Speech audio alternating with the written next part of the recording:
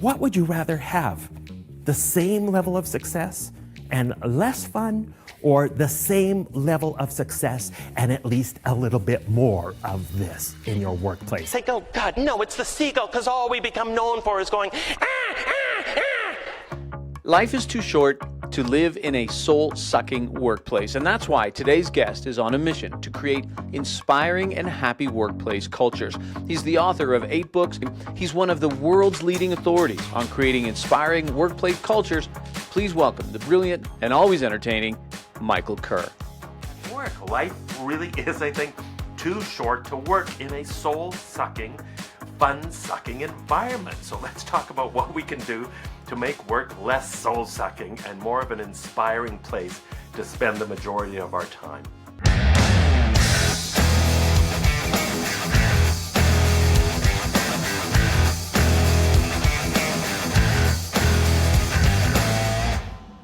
We first met at a professional speakers meeting, association meeting. For those of you who are listening, even professional speakers have an association, and they have monthly meetings. There's lots of arguing of who's going to talk, but they have monthly meetings, so that's where we met. Yeah. I've known Michael a long time, but Michael, to jump in, 4,000 weeks. You talk about this. What is it? Yeah, this is actually how I kick off my latest book, Small Moments, Big Outcomes, about this idea. And I remind my audiences of this, that on average, if you want to round things out, certainly in countries like Canada and the United States, the typical lifespan for us humans is about 4,000 weeks. And when I say this to people, people are a little shocked, because when you measure it like that, I remind people that last week, I know for most of us, right, we're thinking, wow, where's the time gone? Where's the summer gone? Last week went by really, really fast, and this week is going by really, really fast. So the weeks are going by really, really fast, and that's 4,000 weeks from birth. So for many of the folks listening in on this, I suspect many of you have used up, gobbled up, perhaps even more than half of those 4,000 weeks. And I like to start there to remind people that life really is short, life is precious. This thing called work consumes an enormous amount of our time. It's the number one use of our waking hours in this short journey called life. It's the number one use of your talents, your passion, your energy in this short journey called life. So what do you want your legacy to be at work? Life really is, I think, too short to work in a soul-sucking, fun-sucking environment. So let's talk about what we can do to make work less soul-sucking and more of an inspiring place to spend the majority of our time. You know, when you do put it in that way, it is sobering, because sometimes we're like, I just want this week to get over. Like, just get me to Friday, and not realizing, well, there's one of our 4,000 gone behind us. So for those of you who are listening, if you've never heard of Michael, definitely I'll leave his website in the show notes, but it's mikekerr.com, KERR.com. But go over there and have a look at some of Michael's videos. Michael is just funny. He's a hilarious guy. Imagine taking a stand-up comedian and then putting them on stage to talk about having more fun at work. He's a joy to listen to. I've learned a lot from him. But I want to talk a little bit about this soul-sucking thing, because let's rewind in your career, right? You weren't always up on stage teaching people how to have fun at work. Where did all this start? Well, it started, but my inspiration for doing this, for making this my life's mission, is because I worked as a senior manager in the government, and it was sucking the life out of me. It really was a soul-sucking, fun-sucking experience. It was a soul-sucking, fun-sucking culture. And I thought, I don't want to do this for the rest of my life. I got to get out of here, because it was killing me, right? And we have to remember, James, that work has this enormous impact that goes beyond a paycheck. It affects our mental and physical health. It affects our families and marriages, and it affects our sense of identity and sense of purpose, all of these impacts that it has on us. And it was draining me, and I thought, no, life is too short. As I said, work should be fueling our energy, and wouldn't it be, in an ideal world, and of course we're not always gonna get there, but in an ideal world, wouldn't it be fabulous if at the end of a workday you actually felt more energized rather than depleted and feel like going home and just collapsing on your couch and binge watching Netflix for 8 hours straight? So for those listening, some of you are going to be in a leadership position, and then I really want you to hear some of the things that Michael is going to say, because it's one thing if you are just an employee and you don't have much influence over the culture, but if you're a manager, at least you've got a section that you can make better. And if you are not a leader, then you definitely listen as well, because Michael's going to have some things, some perspective for you as we go through this. So let's talk, though, how you went from you're working for the government, that's not very inspiring for you. Where was that shift, though, between that and what you do now? Were you just one day going, this is no fun, there's a better way, and let me try to help people find it? Yeah, I took a 3-month leave of absence from my job, which I highly recommend. If you're wrestling with a big career decision, if you're wrestling with a big life decision, if you can, and I know that's not possible for a lot of people, in my case, it was possible. I took a 3-month sabbatical, literally just to, I think, get over a little bit of burnout that I was experiencing, but mostly just to reflect on what I wanted to do with my life. I did a little bit of traveling there. I did a lot of reading, talking to friends, talking to people, thinking about my future. And that's when I landed on this idea. I was a communications manager, so I'd done a lot of speaking and training in that job. I knew it was something I was really good at, that I enjoyed doing. It fed my soul. But I didn't know what I would speak on. I didn't know if this was even possible at the time. And I thought, well, you know what? I want to talk about this whole topic of workplace culture and how that is so important in terms of driving people's health and happiness and success, no matter what they work in, no matter what the nature of the business is, whether it's a small company, a mom-pa shop, up to a large organization. We know that culture is the number one driver of success. It affects absolutely every aspect of your organization, and especially the health and engagement and sense of purpose and well-being of our employees. So I decided I'm going to take the leap.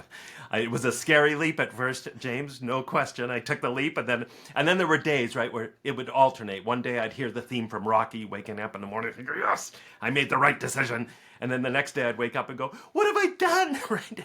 No pension, no regular paycheck, no benefits. You're out there on your own. But I persevered. I had fun right from the beginning trying to make this work. And I'm so grateful that it did work, because it certainly feeds my soul talking about this topic. Well, you embody the theme of this entire show, this idea of following your passions, getting in touch with what your soul wants. And obviously, as you did, it's usually a scary jump off to do that. And it's like nobody told me when I went into this business that I was actually going into sales. But then you realize quickly, I need to learn how to sell. Yes. So lots of scary sales. moments. Yeah, that was exactly right. That was a whole new world for me. I remember, I have to share this with you. You can probably relate. When I got into this business, I didn't know what to charge for people, right? And I remember one of my first calls. It was maybe my third or fourth client call, and they're laying out what they would like from me. And then they asked this question. They said, So what do you think you would charge for something like that? And I flipped it around and I said, well, what do you think I would charge? And they said a price, and I said, wow, what a coincidence. That's what I charge for this. So it was for sure it was a learning journey at the beginning. Absolutely. The way life is and the way anything new is. Speaking of workplace cultures, have you seen some of the research lately about the 4-day work week and how they've been experimenting with that, and how it's actually, in most domains, there's been an increase. There's been no drop. There's been, at the very least, it's the same or increase. And I was looking at that research actually just today, and I thought about how many people push back on that initially, like the idea of there's no way you could have a 4-day work week. There's no way that would work. And what I'm wondering is, do you find that people think the same when it comes to culture with fun and humor? Like, do people look at that and go that's just not appropriate, that's just not professional, or, we're in a construction crew, we're not here to have fun? Some do, for sure. Absolutely. It's interesting, though, that the number of my clients who pause when this topic comes up, and they will say to me time and time again, we used to have fun. We used to have way more fun at work, but we somehow lost that spirit along the way. Maybe it's because our company grew and we lost that initial kind of fun enthusiasm, or somehow we just lost our mojo. I hear that time and time again. But yes, I do hear from some where, well, that won't work in our industry, or we can't do that here. And one of the things that I share that alleviates that concern all the time, and I hear this from my audiences, is I share examples from all over the world in every different industry you can imagine, so that they can see this isn't just theoretical. I'm not just talking about theory here. They see these practical examples of it being put into place and the incredible results that it achieves. And when they hear example after example, story after story, that's when I think a lot of light bulbs go off and people go, well, okay, yeah, this works, and maybe we can change some things here. Maybe we can't do as much as this company, but we can at least start and do some things. So, inspired by your work, I remember going to a funeral home and I was interviewing the funeral director, and actually included this in my book on a section on fun, like again, inspired by you. But I'd asked, his name was Michael as well, and I asked him, do you guys have any fun around here? And his answer was, because I said you deal with, Sure. grieving families and dead bodies, and his answer, I'll never forget it, he said, fun here is critical. And he was very serious when he said it, but he said, fun here is critical. He says, we work in such a pressure environment, so much stress, and we need that offset. So I thought, man, if you can be in a funeral home and you need fun, you need it everywhere. Totally. And that's what I tell people too, right? The higher stress, more serious environment you work in, the more this can benefit you and the more you need it. If you work in a fun industry, you're already probably having fun. It's a natural byproduct of working in a fun industry. If you're working at an amusement park or something like that, right? It's fun. If you're working in a really serious situation, then this is absolutely critical. And I hear the same thing, James, from emergency room doctors or nurses or all these other serious professions, where they will say, I have to have a sense of humor. I have to have a little bit of fun in order to maintain my professionalism. I was speaking at a company in the Northeast, and it was, I went in and I did a session for the leaders, and this is a really big company, thousands and thousands of employees. But after they took me out and gave me a tour, and I was on this floor, and it was this really dystopian, like miles and miles of cubicles. That's what it felt like, low ceiling, dark. And I remember walking through there just feeling like, honestly, my heart sank a little bit, because I just thought I would never want to work here. Now, obviously, I'm making a judgment based on just this environment and maybe just the energy. But I look at things like that and I think, like you said, 4,000 weeks. We don't have enough time to be throwing those weeks away and not enjoying them. And so, did you ever have any similar experiences like that? Oh, for sure. Yeah. Going and you can tell right away, right? Sometimes you go into a workplace and you feel the vibe. You feel either the enthusiasm of people and everything, right? From the physical environment to their body language to their facial expressions. You think, oh, this feels like I'm walking through a morgue here, right? This is not how work should be.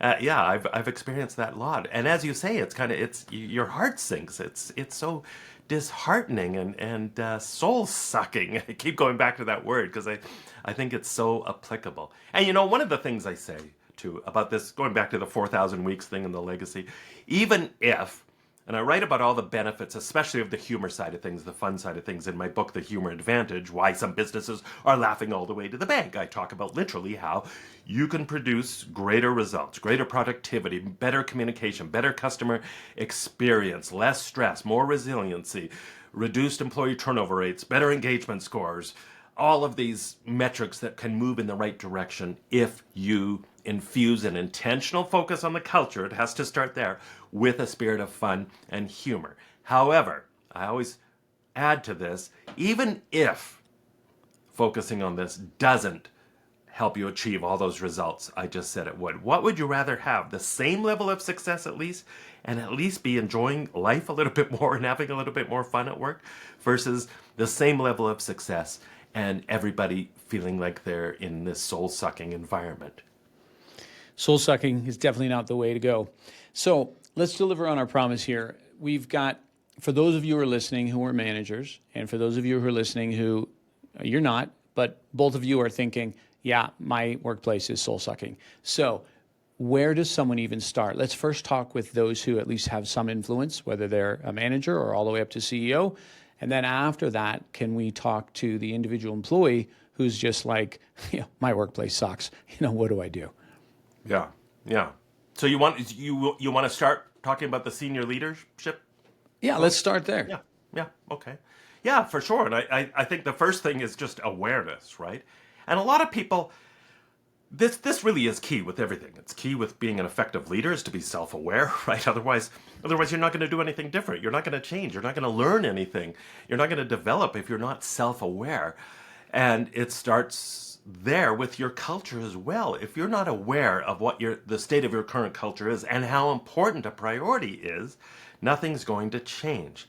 And I feel that's the space for a lot of senior leadership teams, for a lot of leaders, where they kind of vaguely think culture is important, but are they really backing that up with actions, with hard actions? In fact, you look at the surveys, James, and the number of even CEOs who say, I think I quoted in my book, don't quote me, but it's pretty sad. It's something like 19% of CEOs, only 19% are satisfied with their culture. So it starts there with awareness, with recognition that we actually have to be intentional about our culture. Great cultures don't just happen. It's not about putting words up on the wall. You can't go buy your culture at IKEA. Even if you did, you wouldn't understand the instructions and you would have parts left over that nobody would know what to do with. So you've got to be intentional. What is missing in your culture right now? And you've got to assess where you want to go with your culture. So where are you at? And then where is your desired culture down the road? What do you want to move towards? What's missing? The more you can include feedback from your employees, the more successful you're going to be. But it starts with this intentionality, being intentional as a leader, and then making sure you are making decisions. And one thing you have to, I think, as a culture leader, and this is what I really stress in my book, is I think these days you can't just think of yourself as a leader. You need to think of yourself as a culture leader first and foremost. You are the orchestra conductor for your workplace in terms of the environment, in terms of the climate. You have a disproportionate impact. So understand that responsibility, that everything you do and say either adds to your culture or detracts from your culture in some way. So getting in the habit of every time you, and I mean this, every time you make a decision about your business, don't just think about how it impacts your customer experience or your revenues or your budget. Always consider, how does this impact your culture? Does this reflect our desired culture? And does this help us build our desired culture? So it starts with intent there. It starts relentlessly, and I've interviewed so many people on this, with getting your hiring and onboarding and training right. In fact, I wrote a small book just on this, Hire, Inspire, and Fuel Their Fire, about the importance of this. And I hear this time and time again from leaders. If you get your hiring right and relentlessly focus on hiring employees for their attitude, for their culture fit, and not just culture fit, but culture growth. People who can take your culture in that desired direction you want to move towards. That is, and I'll have leader after leader tell me things like, that is 90% of the battle. So invest in your hiring and training. Don't just leave it to chance. Invest intentionally in this in a major, major way. And then making sure you're keeping this culture message alive, making sure you are talking about it in your meetings, that you're holding your employees accountable, that you're holding one another accountable for your cultural values. One of the examples I talk about a lot is a company I spent time with in Copenhagen, Denmark, AFA JC Deco. And they came up with 4 new core values. They wanted to ramp up their culture. And really good message here too, James, because they were already rocking it as a company. But they decided, you know what, I think we're getting a little complacent. And that's a dangerous place to be. Let's shake things up. So they came up with input from their employees, 4 new core values. And then they did this very, on the surface, simple thing, but highly effective. They did what I would call a values blitz, where 1 value per week, they challenged all of their employees to live this value in an outrageously loud way. Like, show us what's possible. Like, go crazy for 1 week. We can do this for 1 week. Maybe you can't sustain this forever, but for 1 week, you can go just crazy, right? And then week 2, value 2, week 3, value 3, week 4, value 4, cycle back up. After just 6 months, everything that they measured moved in the right direction, and everybody agreed with the statement, I now work for a brand new company. because they brought their values to life. They translated what those values meant. They modeled them relentlessly at the leadership level, and they held people accountable. And that's what we can't treat values like these little cheesy slogans. You know, you put them up on the wall and you get the team together once a year and sing "We Are the World." You've got to treat them as lines in the sand and hold yourself as a leader accountable and your employees accountable, but also celebrate your employees for living your values out loud. I like how they took something that is common to the business world, like, hey, let's live out our values, but then they added a fun slant to that, right, to reinforce that. And even though we've been talking here about, fun at work, humor at work, I know that's just one small part of what you talk about overall culture, right? Like, I talk about culture, but from a leadership employee engagement perspective. And so I know that there's a lot more than just having fun at work. But when you mentioned about surveys, I have to say, I don't think I've ever seen a survey that had a question. Do you have fun? Is it fun to work here? Yeah. Yeah. Have you seen It's very rare. I'm starting to see them a little more now. But it is. You're right. It's very rare. It's just I don't think we value it as much as we should be valuing it. And also, I agree. And I think that if someone got the results back that this is no fun place to work, a lot of people don't even know where to start. Right. So let's pretend for a moment I'm the CEO.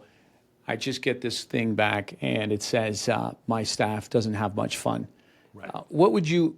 So I've surveyed the culture. I know, like, okay, there's some things we got to put in place, but I really want to move the needle on this one that says we don't have any fun here. And maybe I don't feel like I'm that fun of a person. And so I'm really stuck for, what do I do? Do I have a comedian come in on Fridays? Do I have, a dress up cowboy day? Like, help me out. Cowboy day. Yeah. I'd look good in a cowboy hat. Yeah. Maybe not. You would. Oh, thank you.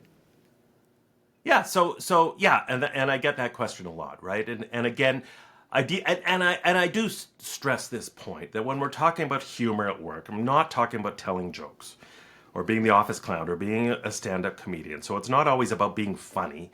I think it is, especially from a leadership level, about being more real and more human and authentic. It's about learning to laugh at the things you have no control over, but especially as a leader, learning to laugh at yourself more. If you can just do that, it sends an incredibly powerful message. And I have examples in my latest book of some senior leaders who do this very effectively. If you laugh at yourself, sends such an incredible message that permeates through your entire culture. And remember, if you take yourself too seriously, here's the reality, folks. No one else is taking you seriously because you're taking yourself so darn seriously.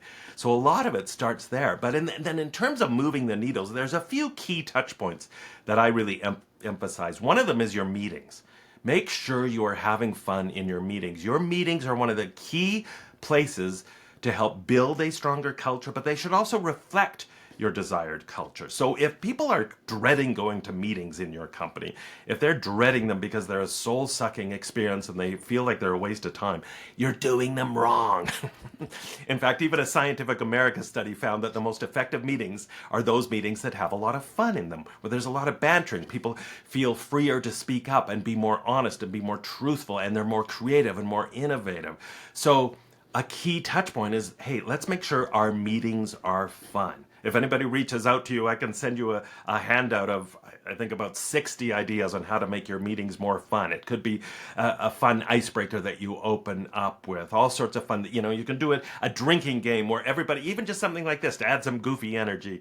You have a word or acronym or phrase of the meeting. Every time somebody says it, everyone has to take a big exaggerated drink of whatever they're drinking in the meeting, right? These things sound silly, but they work. So focus on your meetings. Another key thing, and I'm a huge fan of this, is rituals and traditions.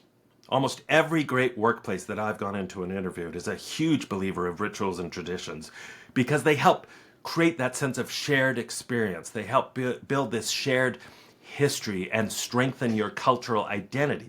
They give employees something to look forward to and something to reminisce about. And some of the rituals and traditions could be serious ones, things you want to turn into habits. You might have a more serious tradition around how you say goodbye to your veteran employees who are retiring from your company or welcoming new employees or whatever it is.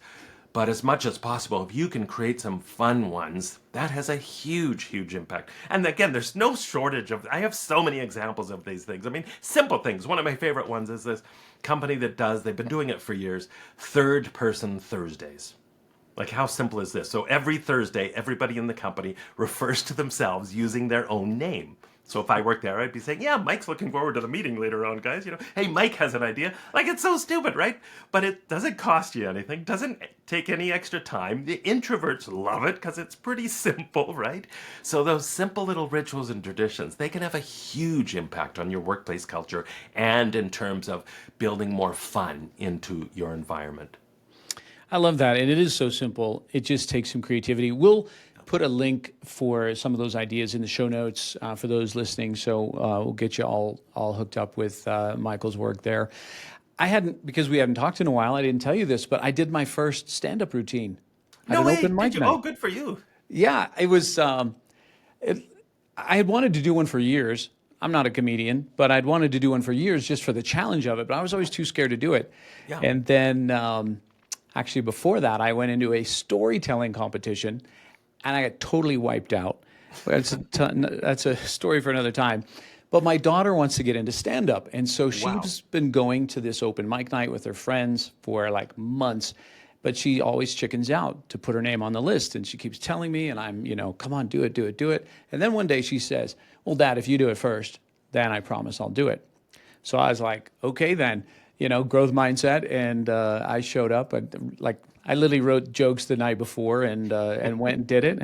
And so And how was it? I wasn't great, but I wasn't bad. I was just somewhere in the middle. The wind was doing it. I was like the oldest guy there, and it was a lot of people spinning their therapy sessions and complaints about their parents into humor. And I get up there. So what did you focus on? I'm curious.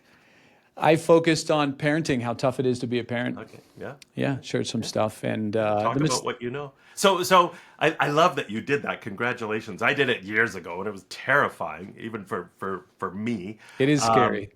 It's very, very scary. But you reminded me in my book, The Humor Advantage, even though I said it's nothing to do really about telling jokes, there is this ad company in New York where and it started with the leader of this company who did stand-up comedy training and got so much out of it that he requires all of the employees to go through stand-up comedy training.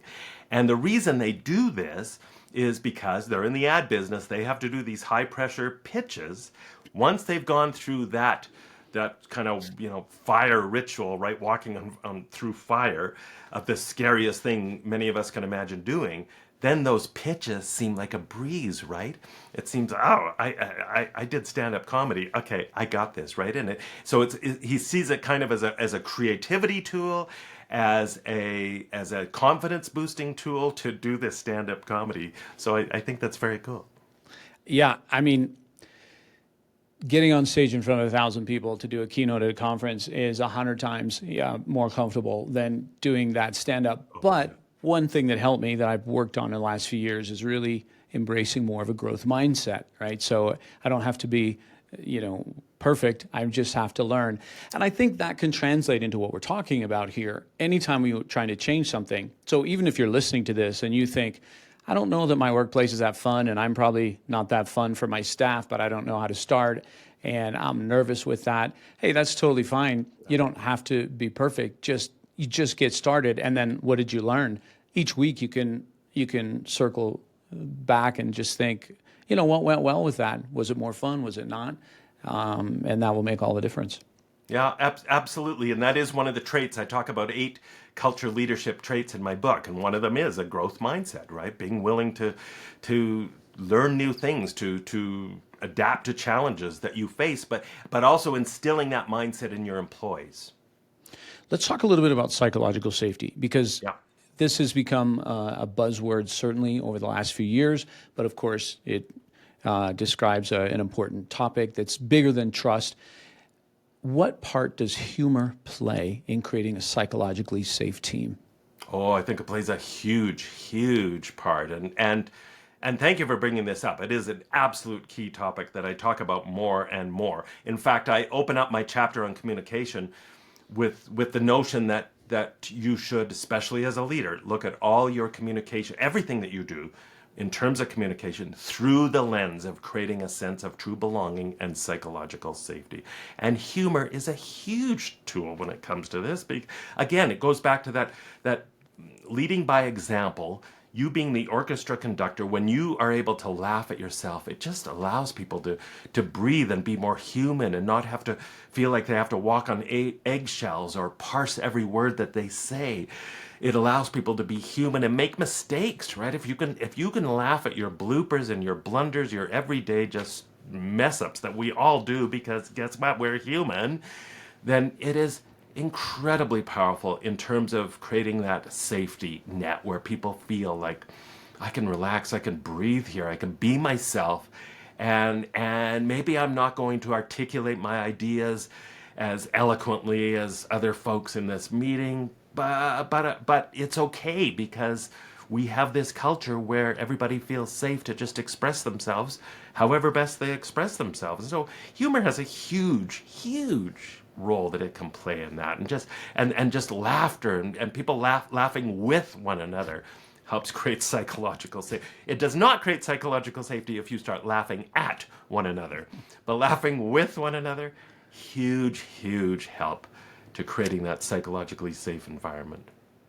So we just had on the show here former Navy SEAL Brent Gleason. He wrote the book Embrace the Suck. He's a really fun guy, really funny. But when I was reading up about Hell Week, which, is the infamous week that all the Navy SEALs have to go through, and, 85% of them quit. But when they get to the last day, when, they're all banged up and injured, and it's just like this final group that's going to make it through, one of the last things they do is they get a chance to put on skits and make fun of their instructor. So the guys that have been yelling at them for the last week and degrading them and all this stuff, they get to turn it. And it's just sort of a tradition they have. But I thought that was really cool. It's like that chance to poke fun and have humor shortens that distance that was created all week between them and authority, and it brings it back. Totally. I love that. That is brilliant. And so important at the end of something like that. So important to celebrate, right? And blow off steam. I talk about that all the time. If we're working on a big project in your company, then for goodness sakes, at the start of the project, in fact, build in and communicate how you are going to celebrate along the way, the milestones, the journey, and what you're going to do when this project is finished. Build that in. Don't leave it to chance. You need to have an epic celebration. Well, the bigger the project, the more epic the celebration should be. So let's talk now about the person who's listening and they're not a leader in the organization. Right. They can't put out a survey. They can't define new values. They've got to show up. And in some ways, they're at the mercy of how the leader is going to lead the meetings and all of that. What do you say to that person who says, yeah, I would love to have more fun at work, but I'm not in charge? Right. I'm going to shamelessly plug another book of mine, if you'll allow me, James. That's more or less the topic of my book, The Jerk-Free Workplace, how you can take the lead to create a happier, more inspiring workplace. It's all about the idea of frontline leadership, and remembering that every leadership has nothing to do with job title. You might be the boss because of what it says on your business card or your job title, but that doesn't necessarily make you a leader. Leadership has to be earned, and it happens at every level in our organizations. That's why I love the mantra, and you've probably heard this, James, the mantra of we are leaders leading leaders, because it recognizes that the job of a senior leader is to create more leaders, not more followers. That's the job of autocrats. That's why we love those crazy folks so much. But the job of a leader is to nurture more leaders and to recognize that leadership happens everywhere. So remind yourself that you have more influence than perhaps you give yourself credit to, and that you can still influence your piece of the pie. Now, if you work for a big company, of course it's challenging to change the direction of a huge organization to turn that ship around. But your sphere that you influence on your team, maybe it's only half a dozen people, maybe it's 20 people, know that you have more power than you might realize. And a lot of it does come down to, again, you stepping up as a culture leader, regardless of the position you're in, and thinking about how you can influence your piece of the puzzle, your environment, for the better in positive ways. You being the person to bring ideas, to bring a little fun to your team, for example, can have an enormous impact. And I have examples in that book, in fact, of frontline employees who did step up and made major differences in their workplace, sometimes by finding some cohorts on their team, getting a committee together and going, our workplace is sucking the life out of us. This is not fun anymore. This is our workplace. Let's do something about it. And getting permission to form a committee, to form a team, to implement some ideas and work from the ground up on what they can do. So never doubt the fact that you may have a lot more influence than you might otherwise have. But no, a lot of this starts again with your attitude that you're bringing to your job, your ability to positively influence the people around you in untold ways, through your words, through your behaviors. In fact, there's a Harvard business study that I reference that talks about the number one predictor they found of future leaders. And what they found was they were simply, and the term they used was positive energizers. And they didn't mean this in some new age woo-woo kind of way. They just meant they brought positive energy to everything they did. When they interacted with people, they were present. They truly listened. They put down their smartphones. They showed that they cared about the person, the real human being showing up at work. They demonstrated compassion. This is something that anybody can do at any level in an organization. You don't have to get a degree in how not to be a jerk, I would hope. You don't have to get a master's degree in how to be kinder at work. So it starts by just recognizing that influence and then being a champion for your culture. And be that person. Why not be that person who champions your culture and with your manager if you need to, and start bringing some ideas, some positive ideas to your manager, but coming at it from a perspective. You want to come at it from a perspective. You're going to have a conversation with your boss that you're there to help make their life easier too. That appeals to every boss. Trust me, I'm going to help you make your life easier. I've got some ideas that are going to help our team, I think. Will you hear me out and come at it with a partnership perspective, from a we perspective, so it's not as though you're selling something just because this is going to make your life easier or more fun. Not just what's in it for you, but what's in it for your company. What's in it in terms of the results, and tie it back to your values. Tie it back to those culture statements that are lurking somewhere in your company to remind them of the connection there, and be that champion, be that culture advocate.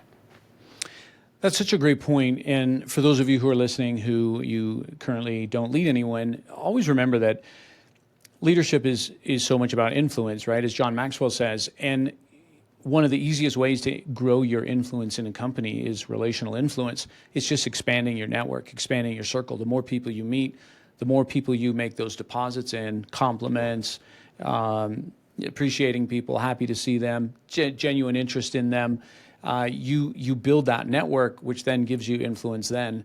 And then if you truly work in a soul-sucking workplace, there's probably a couple other people that think the same, and you can get together, not for a gripe session, but hey, let's do something. And then you're not alone in it. A little bit like that YouTube video of the guy dancing on the side of the hill and that crazy dance. Have you ever seen that? Yeah, he dances for a while, then finally one person joins him, and then the whole crowd comes in after that. And that's such an important point, right? If you can get some folks on side with you, and you said a really critical thing there, though, not a gripe session. It can't be as I call them, a seagull session where you're crapping all over everything, because that's not helpful. You're just going to suck more of the energy out of the place, and bosses don't want to hear that. But if you come with ideas, if you do your homework and come with solutions and ideas, then I would hope that most rational, reasonable leaders would at least hear you out. But do your homework. But let's strip away work for a moment. we've got these 4,000 weeks, and part of it is a decision of what do I want my life to look like? Do I want to have a fun life? Do I want to, like, us having fun is really up to us, what we're going to do. And I used to get stumped by the question, oh, what do you do for fun? And I have to think about that. I'd be like, well, I don't know. I work a lot and I enjoy my work, but the question would catch me off guard. And we're all accountable in a sense to these 4,000 weeks and how we live them. And part of that, don't you think, is just a decision?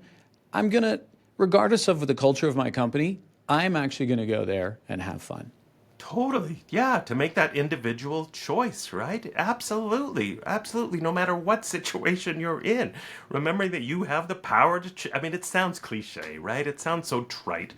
But what else is true? Of course it's true. You have the power to choose your attitude in any situation and be that person who brings that positive energy, that influence into your workplace. As I say, you know, even if being happy and upbeat doesn't necessarily change your entire workplace, it will make some people even more miserable, that it's worth the effort, right? Just be that person who's always laughing and smiling and enjoying things no matter what's going on in work. And yeah, of course it's hard, but you always have that choice. Have you seen that commercial right now that is all these people laughing hysterically?